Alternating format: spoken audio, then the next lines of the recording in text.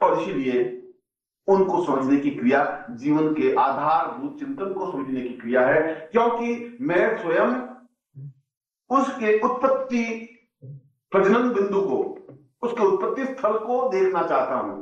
हम शिव को क्यों समझना चाहते हैं? हम ब्रह्मा को क्यों नहीं समझना चाहते? विष्णु को क्यों नहीं समझना चाहते?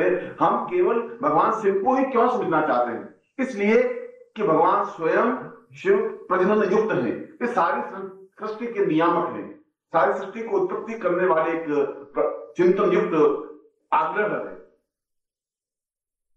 हमारे चित्त की तीन बत्तियां हैं।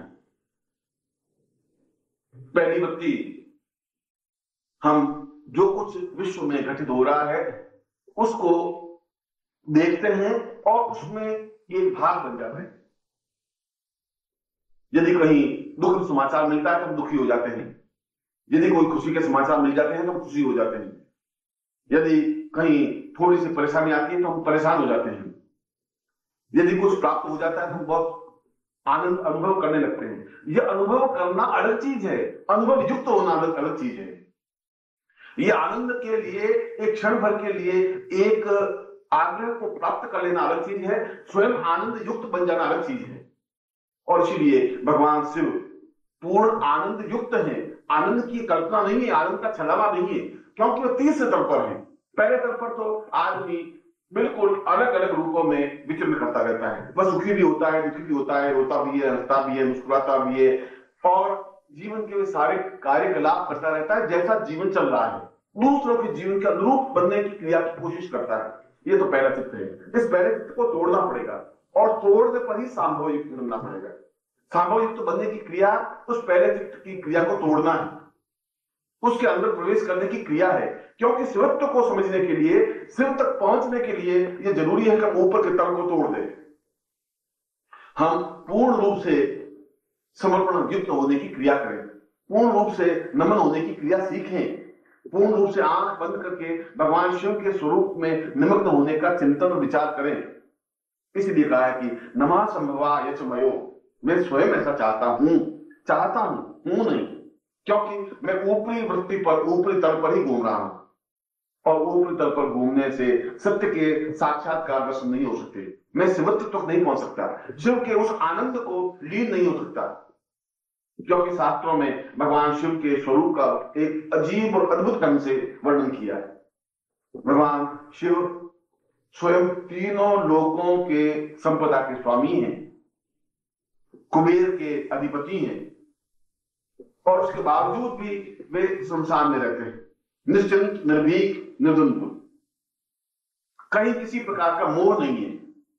उस धन संपदा होते हुए भी वे निर्लेप हैं, उसमें आग्रहित लगे हुए नहीं है, वो धन संपदा को भोगने के आकांक्षी नहीं है।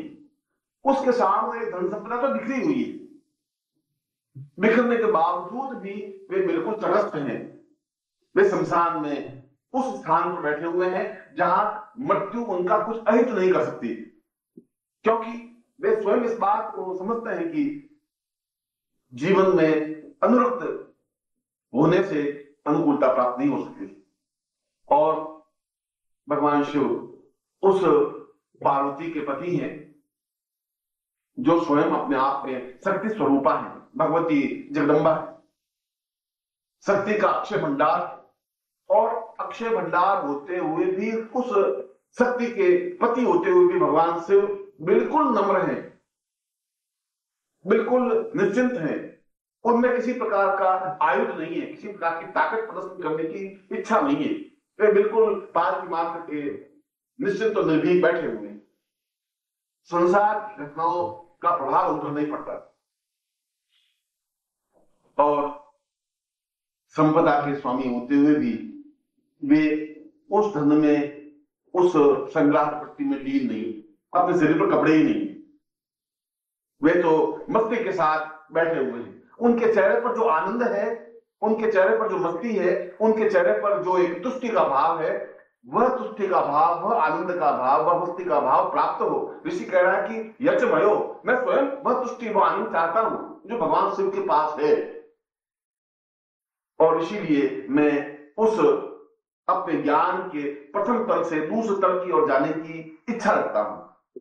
नमः, मैं नमन के युक्त, प्रणाम के साथ में, मैं समर्पण के साथ में, जीवन के प्रवाह के साथ में मैं उस भगवान शिव को प्राप्त करना चाहता हूं, जो शिव मृत्यु पर विजय प्राप्त करने वाला है।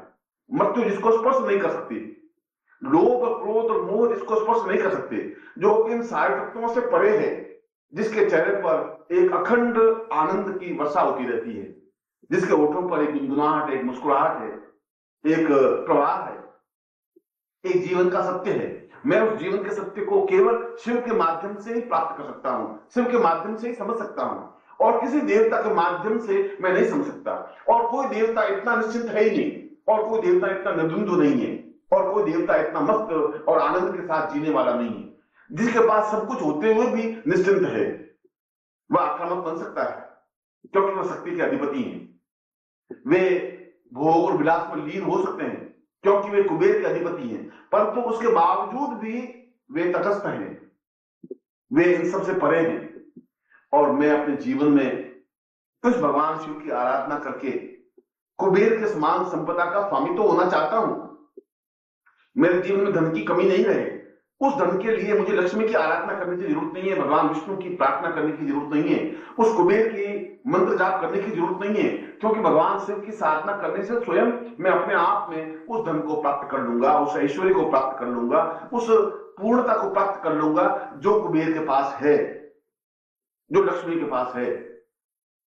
मगर मैं आक्रामक वृत्ति से उस धन को प्राप्त नहीं करना चाहता, उस कुबेर को प्राप्त नहीं करना चाहता, उस लक्ष्मी को अपने जीवन में नहीं उतारना चाहता। मैं चाहता हूं कि इतना अधिक धन, ऐश्वर्य, वैभव, विलास मेरे पास हो, अवश्य हो, मगर होने के बावजूद भी मैं चिंताग्रस्त नहीं रहूं, हर समय तनाव में नहीं रहूं कि यदि इस धन को किसी ने चुरा लिया तो क्या होगा, यदि कोई राज्य बाधा आ गई तो क्या होगा, यदि आग लग गई तो क्या होगा, यदि ये धन क्षीण हो गया तो क्या होगा, यदि व्यापार में कमी आ गई तो क्या होगा।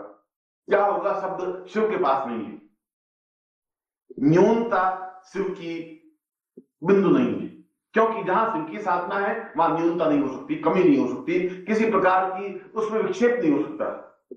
इसीलिए तो शास्त्रों में कहा गया है कि 1000 लक्ष्मी की साधना करने की अपेक्षा एक शिव की साधना करना ही अपने आप में पर्याप्त है। 1000 बार करने की अपेक्षा एक बार शिव के सामने नमन करना ही पर्याप्त है, क्योंकि भगवान शिव अपने आप में पूर्ण लक्ष्मी और कुबेर को देने में समर्थ हैं, जीवन में ऐश्वर्य, धन और संपदा को देने में समर्थ हैं, जो अपने आप में कुबेर के अधिपति हैं, अक्षय भंडार के अधिपति हैं, स्वर्ण के अधिपति हैं। और भगवान शिव की साधना करने से वह सब कुछ सहज ही प्राप्त हो सकता है। किंतु संभव बनने के लिए सर्वथा चिंता मुक्त हो, रोग मुक्त हो, और वे तो स्वयं उस शक्ति के अधिपति हैं, वह तो स्वयं उस भगवती जननी के आराध्य देव हैं, जो शक्ति की स्रोत है। और जहां शक्ति है, नम्रता के युक्त, नम्रता के साथ में शक्ति है, वहां रोग नहीं है, वहां किसी प्रकार का कष्ट नहीं है, वहां किसी प्रकार की बाधा नहीं है, अड़चन नहीं है, चिंताएं नहीं है। और इसीलिए तो भगवान शिव को मृत्युंजयी कहा गया है, मृत्यु पर विजय प्राप्त करने वाला है। इसीलिए तो भगवान शिव को अमृतमय कहा गया है, वह रोगों पर पूर्ण विजय प्राप्त करने वाला है। इसीलिए उन रोगों को दूर करने के लिए, उस मृत्यु भय को मिटाने के लिए अन्य देवी देवताओं की साधना करना आवश्यक है ही नहीं। आवश्यकता है स्वयं को संभव बना करके, नम्रता युक्त बना करके, समर्पण युक्त बना करके शिव के उस तीर्थ तल पर स्पर्श करने की क्रिया का ज्ञान प्राप्त करना है। और दूसरा तल, जहां मैंने पहले तल का स्पर्श किया, जहां मैंने पहले तल को, उस ज्ञान के पहले बिंदु को स्पर्श किया कि हम कर्मेंद्रियों और ज्ञानेंद्रियों के द्वारा पूर्णतः प्रणिपात हो, नम्र हो, विनीत हो, और साथ ही साथ हमारे शिर में जो अहंकार है, जो क्रोध है, जो लोभ है, जो मोह है, उसको उन कर्मेंद्रियों और ज्ञानेंद्रियों पर विनीत करते हुए बुद्धि से परे हट करके, विज्ञान से दूर होकर के पूर्णतः प्रणिपात होने की क्रिया उस ज्ञान का पहला तल है। और ज्ञान का दूसरा तल गुरु है, क्योंकि स्पष्ट रूप से कहा गया है, नमः संभवाय मयो भवाय च नमः। यदि तुम्हें उस भगवान शिवत्व को प्राप्त करना है। और शिवत्व को प्राप्त करने का मतलब है पूर्ण ऐश्वर्य प्राप्त करना। शिवत्व को प्राप्त करने का मतलब है पूर्ण शक्ति प्राप्त करना। शिवत्व को प्राप्त करना है मृत्यु पर विजय प्राप्त होने की क्रिया। शिवत्व को प्राप्त करने का मतलब है लोगों पर पूर्ण विजय प्राप्त करने की भावना। हम पूर्णतः रोग मुक्त हों, हम पूर्णतः मृत्यु से परे हों, मृत्यु हमारे स्पर्श नहीं कर सके, यमराज हमारे सामने झपट्टा नहीं मार सके, काल हमारे सामने खड़ा नहीं हो सके, हम निश्चिंत हो सके, निर्भीक हो सके, निर्द्वंद हो सके। और ऋषि कह रहा है कि ऐसा अगर तुम दूसरे तल पर जा सको तो ऐसा हो सकता है, मगर तुम्हें पहले भवाय बनना पड़ेगा, संभवाय होना पड़ेगा। संभवाय का मतलब है तुम्हें यह भावना आनी चाहिए कि तुम अत्यंत नम्र हो, विनीत हो, क्षमायुक्त हो, तुम्हें किसी प्रकार का अहंकार नहीं है, तुम्हें किसी प्रकार की लोभ और मोह की वृत्ति नहीं है। पूर्णतः निष्पक्ष और पूर्णतः शुद्ध सात्विक बन करके गुरु चरणों के पास पहुंच सको। क्योंकि नमः संभवाय स्मयो भवाय नमः, भवाय बनने के लिए, उस शिव के पास पहुंचने के लिए तुम्हारे पास और कोई रास्ता नहीं है। तुम्हारे पास केवल रास्ता गुरु रास्ता है। भवाय का मतलब है गुरु, जो तुम्हें मार्गदर्शन दे सकता है, जो तुम्हें अग्रसर कर सकता है, जो तुम्हें शिव तत्व की बारीकियां को समझा सकता है, जो शिव तत्व की साधना को संपन्न करवा सकता है, जो तुम्हें मृत्यु से परे हटवा सकता है, जो तुम्हें रोग मुक्त कर सकता है, जो तुम्हें क्षमा करने की क्रिया सिखा सकता है। और ज्ञान के दूसरे तल पर पहुंचने के लिए, भवाय बनने के लिए, अपने आप को समर्पण करने की क्रिया का भान होने के लिए अपने जीवन में भवाय स्थापित करें, अपने जीवन में गुरु को स्थापित करें। क्योंकि गुरु को शास्त्रों में भवाय कहा गया है। भवाय तवै गुरुवै परम महा, भवाय ही अपने आप में जीवन में गुरु हैं। इसलिए शिवोहम गुरुर्वै शिवोहम, मैं शिव को गुरु के रूप में ही देख सकता हूं।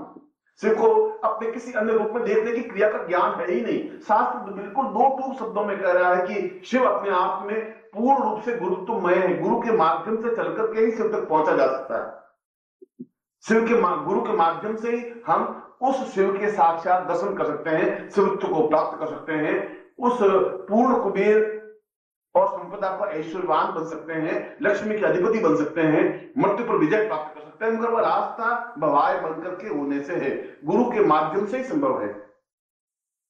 और गुरु तुम्हारे उस ज्ञान के दूसरे तल को स्पर्श कर सकता है। गुरु तुम्हें बता सकता है कि जीवन का आधार और चिंतन क्या है। गुरु तुम्हें बता सकता है कि तुम चिंता मुक्त कैसे हो सकते हो। गुरु तुम्हें इसकी व्याख्या कर सकता है कि अगर तुम्हारे जीवन में रोग है तो रोगों से मुक्ति कैसे प्राप्त कर सकते हो, तुम कैसे शक्तिमान बन सकते हो, तुम कैसे अपने आप में जीवन में पूर्णत्व प्राप्त कर सकते हो, और उस शिवत्व को प्राप्त करने की क्रिया, उस शिवत्व को प्राप्त करने की भावना, उस शिवत्व को प्राप्त करने का चिंतन का रास्ता कौन सा है। और इसीलिए इस मंत्र में भवाय शब्द को मध्य में रखा है। प्रारंभ में मध्य में रखने के पीछे भावना यह है कि तुम गुरु के पास तभी पहुंच सकते हो जब तुम में क्षमा हो, जब तुम्हें नम्रता हो, जब तुम्हारी ज्ञानेंद्रियां कर्मेंद्रियां तुम्हारे कंट्रोल में हो, जब तुम बहुत नम्रता युक्त बन सको, जब तुम अपने अहंकार को दूर करके प्रणिपात होकर के गुरु के पास पहुंच सको। ऐसा पहुंच सको तो गुरु तुम्हें आगे अग्रसर कर सकता है। यदि तुम्हें अहंकार है तो गुरु तुम्हारा स्पर्श नहीं कर सकता, तुम गुरु को प्राप्त कर भी नहीं सकते, तुम गुरु के हृदय के एकाकार नहीं बन सकते। और इसीलिए तो भवाय शब्द के तीनों तत्वों को शामिल करके, क्योंकि भवाय का तात्पर्य है तुम में किसी प्रकार की न्यूनता नहीं है, मैं तुम्हें न्यूनताओं से ऊपर उठा सकता हूं। गुरु कह रहा है उस संभवाय बनने की क्रिया के बाद कि तुम बिल्कुल नम्र बनकर के मेरे पास आए हो तो मैं तुम्हें पूर्ण भवाय बना सकता हूं। यदि तुम पूर्ण समर्पण युक्त होकर के आए हो तो मैं तुम्हें शिवतत्व पर ले जा सकता हूं। यदि तुम पूर्ण रूप से ज्ञानेंद्रियों कर्मेंद्रियों पर विजय प्राप्त करके आए हो तो मैं तुम्हें उस लक्ष्मी और कुबेर के अधिपति के स्थान तक पहुंचा सकता हूं। और इसीलिए तो जीवन में गुरु ब्रह्मा, गुरु विष्णु, गुरु देवो महेश्वर स्पष्ट रूप से कहा है कि गुरु स्वयं महेश्वर है, गुरु स्वयं शिव है, गुरु स्वयं साक्षात है। क्योंकि शिव का पूर्ण रूप, पूर्ण प्रतिबिंब शिव है। हमारे सामने शिव तो नहीं है, मगर शिव का मूर्तिमंत स्वरूप गुरु के रूप में है, और इसीलिए गुरु को शिव कहा गया है। गुरु की व्याख्या शिव की व्याख्या करना है। इस पूरे मंत्र का अगर धात्वर्थ लें, अगर पूरे मंत्र के अर्थ के चिंतन को स्पष्ट करें, तो पूरे मंत्र में एक ही बात को स्पष्ट रूप से बताया गया है। नमः संभवाय तुमयो भवा, यच नमः शंकरा, यच महेश्वरा, यच नमः शिवा। मैं नमस्कार करता हूं उस लक्ष्मी के अधिपति शिव को, उस कुबेर के स्वामी शिव को, उस मृत्युंजयी शिव को, उस अमृतमयी शिव को, जो रोगों पर पूर्ण नियंत्रण प्राप्त करने में सक्षम है। परंतु अपने जीवन में मैं ज्ञान के दूसरे तल पर उस शिव को नहीं पहचान सकता। मैं शिव तक पहुंचना चाहता हूं, और वो पहुंचने की क्रिया तो ज्ञान के तीसरे तल पर है। अभी तो मैं दूसरे तल पर आया हूं, अभी तो मैं बिल्कुल एक मिट्टी के लौंदे की तरह हूं, जहां मुझ में कुछ चिंतन नहीं है, मुझे ज्ञान नहीं है, कुछ मंत्र करने की क्रिया नहीं है, शिव के स्वरूप को समझने की क्रिया ही नहीं है। परंतु मैं संभव बनकर के आया हूं, मैं पूर्णतः प्रणिपात होते हुए आया हूं, मैं पूर्णतः नम्र होते हुए आया हूं, मैं गुरु में अपने आप को एकाकार करने के लिए आया हूं। क्योंकि गुरुर्वै शिवोहम, मैंने और शास्त्रों ने एक ही बात को बार बार उच्चित किया है कि शिव को समझना है तो गुरु को ही समझना पड़ेगा। अगर शिव तक पहुंचना है तो गुरु तक पहुंचना ही पड़ेगा। गुरु के माध्यम से ही हम शिव तक पहुंच सकते हैं, और यदि हम शिव तक पहुंचे ही नहीं तो जीवन में हम मृत्यु पर विजय प्राप्त कर ही नहीं सकते। संसार का कोई देवता शिव के समान नहीं है जो मृत्यु पर विजय प्राप्त करने में सक्षम हो। संसार के 8 प्रकार की बाधाएं हैं, और उन 8 प्रकार की बाधाओं में पहली बाधा मृत्यु है, दूसरी बाधा रोग है, तीसरी बाधा ऋण है, चौथी बाधा कुटुंब क्षय है, 5वीं बाधा बुद्धिहीनता है, छठी बाधा शत्रु आक्रमण है, 7वीं बाधा ग्रस्त न्यूनता है, और 8वीं बाधा ज्ञान की न्यूनता है। और ये 8 शत्रुओं पर विजय प्राप्त करने के लिए यदि कोई एक अधिपति है तो वे भगवान शिव हैं। महेश कराय का मतलब है उन 8 प्रकार की बाधाओं पर नियंत्रण प्राप्त करने के लिए भगवान शिव को मैं प्राप्त करूं। मगर मैं तो अभी तक दूसरे तल पर ही हूं, मुझे इस बात का ज्ञान नहीं है। और यहां पर महेश करा तुम्हें अपने जीवन में यदि इन सभी बाधाओं पर पूर्ण नियंत्रण प्राप्त करना है, यदि पूर्णतः रोग मुक्त होना है, यदि पूर्णतः ऋण मुक्त होना है, यदि पूर्णतः मृत्यु पर विजय प्राप्त करनी है, यदि जीवन में चिंताओं को परे हटाना है, यदि जीवन में सब कुछ समर्थ बनना है, तो महेश कराय तो तुम्हें गुरु के माध्यम से शिव तक पहुंच सकते हो, गुरु के माध्यम से बाधाओं पर विजय प्राप्त कर सकते हो। महेश कराय का पाणिनि ने अर्थ किया है कि मैं स्वयं पूर्णतः अनुरुक्त, नमन और विनीत होते हुए गुरु के चरणों में समर्पित हो सकूं। क्योंकि शिवोहम गुरुर्वै शिवोहम, मैं उस शिव को देखा नहीं, मैं तो गुरु को देखा है। और शास्त्र इस बात को स्वीकार करते हैं कि भगवान शिव अलग सत्ता नहीं है, गुरु को ही भगवान शिव माना गया है। क्योंकि गुरुर्वै शिवोहम, गुरु ही शिव है, शिव अलग चीज है ही नहीं, अलग तत्व ही नहीं है। जो कुछ शिव तत्व है वह गुरु तत्व ही है। इसीलिए शास्त्रों ने बार बार गुरु को ही शिव माना है। और गुरु तक पहुंचने के लिए उसी वेग के साथ बहने की क्रिया का ज्ञान होना है, जिस वेग के साथ नदी पहाड़ों से उतर करके समुद्र में विलीन होने की क्रिया करती है। जिस समय शिष्य में यह भावना आ जाती है कि मैं एक नदी हूं और तेजी के साथ बहती हुई समर्पण के साथ गुरु में लीन होने की क्रिया जानना चाहता हूं, और जिस क्षण वह तेजी के साथ दौड़ता हुआ गुरु में लीन हो जाता है तो निश्चय ही वह दूसरे तल पर पहुंच जाता है।